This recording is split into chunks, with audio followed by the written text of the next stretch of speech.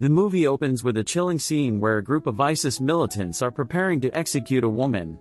This woman, a journalist, had been captured by ISIS due to her courageous efforts in reporting their horrific acts against innocent civilians. The militants intend to film her execution and broadcast it globally as a stern warning to others. However, unbeknownst to them, a team of 7 Turkish Special Forces operatives is covertly present at the scene, blending in with the civilian population and waiting for the right moment. Meanwhile, a sharpshooter is concealed within an age structure, ready to take a shot from afar.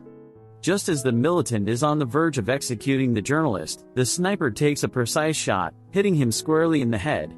Swiftly following this, the rest of the Special Forces team incapacitate the remaining terrorists and manage to save the journalist. They confirm the demise of the terrorists and proceed to destroy the camera, ensuring no footage can be recovered. The woman they rescued, Jada, is a Turkish journalist who had been captured by ISIS while reporting at the Iraq-Turkey border. Because she is a Turkish citizen, the government sent these elite forces to rescue her. Their mission is to clandestinely bring Jada back to Turkey. Jada questions why they chose to rescue her instead of focusing on the multitude of others in need.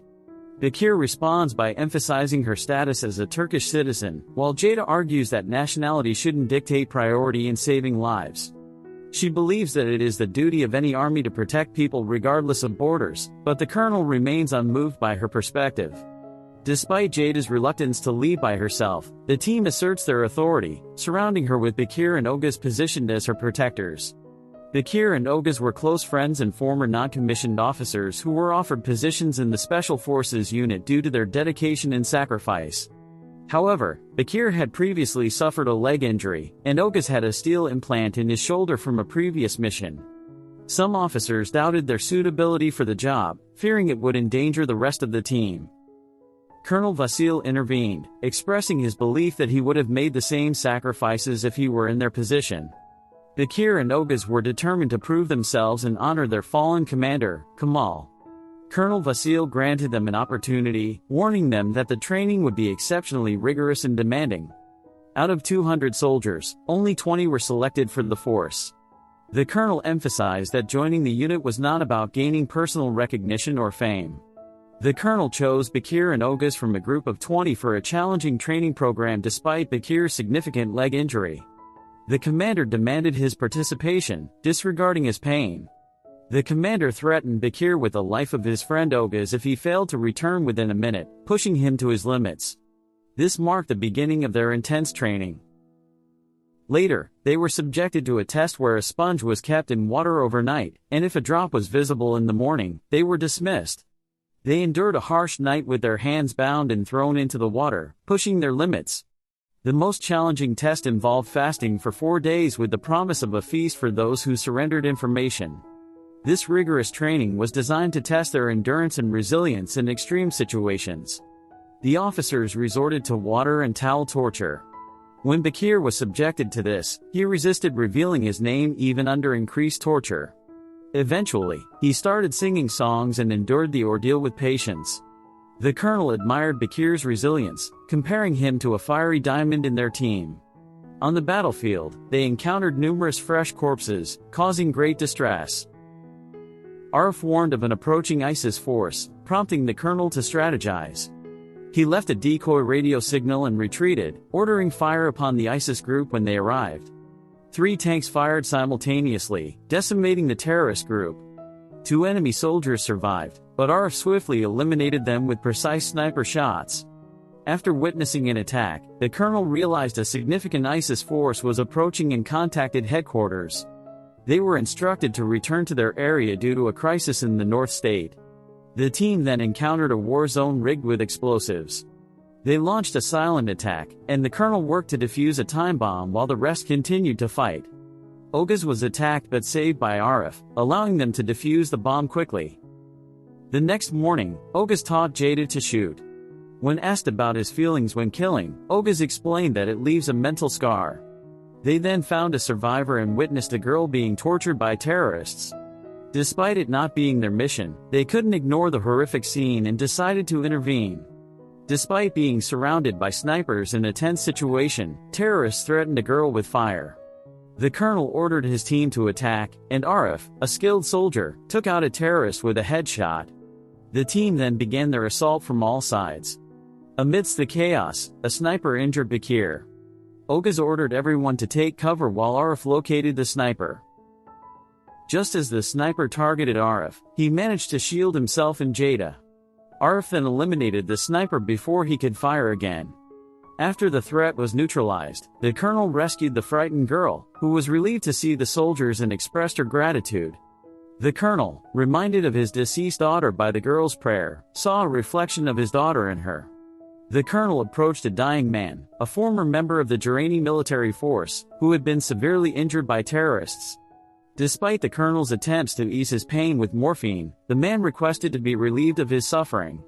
Respecting his wishes, the colonel ended his life. The team regrouped and headed towards the landing point near the border, where they expected a helicopter for extraction. Along the way, the colonel tried to communicate with the traumatized girl, but she remained silent. They reached a small village where Jada questioned the colonel about Turkey's lack of aid to Iraq despite their advantageous position. The colonel acknowledged the moral argument but noted the complexities of the situation. They decided to stay in the village overnight and provide shelter. In the morning, the team entered the village cautiously due to its uncertain status. They found it populated by homeless individuals, including a young girl who was a resident. The village elder welcomed the Turkish army and offered them food. The team decided to rest. The colonel learned that a villager named Baran, a former soldier, was critically injured from a gunshot wound. The team received a warning from headquarters about an impending attack by 100 ISIS members on the village. They were advised to leave before the assault. The colonel's soldiers suggested they protect the villagers, but the colonel believed their small team couldn't face the large number of terrorists. Jada criticized the colonel, calling him a coward for not defending the helpless villagers. She declared her intention to stay and fight. The colonel asked Oguz for his opinion, who agreed with Jada that they couldn't abandon the villagers. The colonel commended Oguz, predicting he would become a great officer one day. The following morning, a helicopter arrived to evacuate the village children, including Jada, who was reluctant to leave. The colonel persuaded her to go, asking her to keep their experiences confidential. He gave her a letter to open upon reaching Turkey. After the helicopter departed, the colonel informed headquarters that his team had decided to stay and protect the village. The team then strategized on how to outsmart the large group of terrorists with their limited resources. Acknowledging the gravity of their situation, the colonel distributed 4 magazines of bullets to each team member, acknowledging their limited ammunition supply. Vibers proposed creating a bomb from his heavy machine gun ammunition and mentioned their 2 rocket launchers for emergencies. Arif, the sniper, was positioned at a mosque minaret, reflecting on his role as a defender rather than a worshipper. The colonel strategized, assigning different zones to each member to ensure all sides were covered. He instructed the villagers to seek shelter in a bunker and not to open the door until they returned. Baran and the girl volunteered to join the fight despite the colonel's initial reluctance.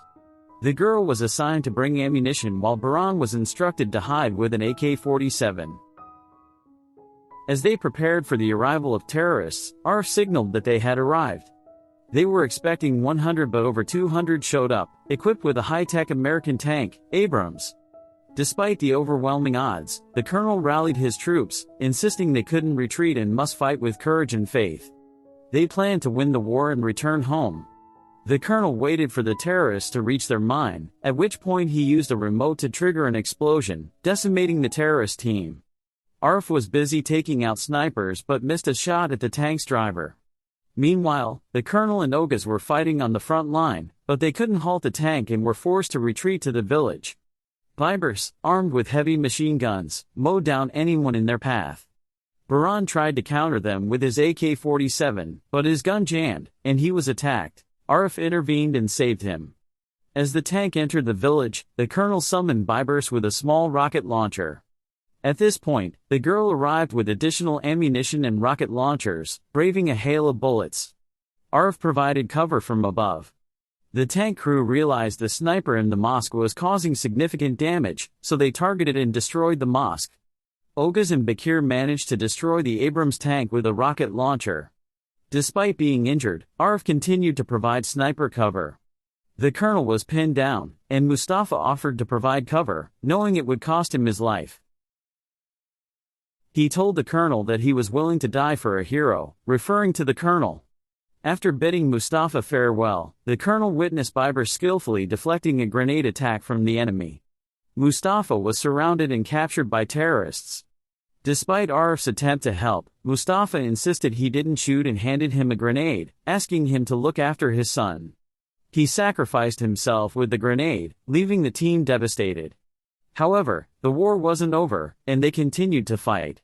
During an attack, Esref was severely injured by a sniper. He urged Arif not to come to his aid and instead use him as a shield. Seeing no other option, Arif complied and used Esref as a backup sniper.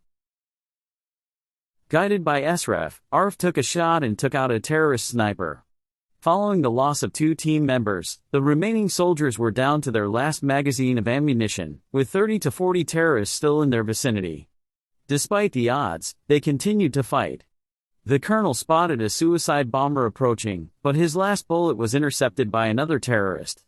With no other options, the colonel attempted to disarm the bomber but was shot from behind. Oguz, Bakir, Arif, and Baran eliminated the remaining terrorists and rushed to aid the colonel.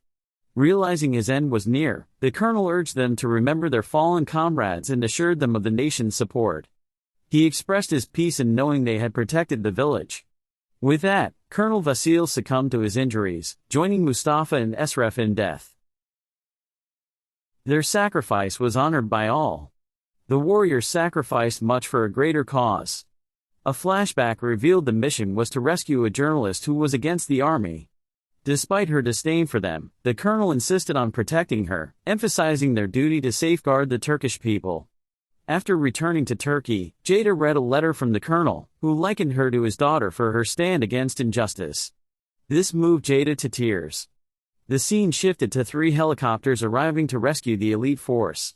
The villagers celebrated their victory, treating the soldiers as heroes as they prepared to return home. The movie concluded, and with that, the movie ended.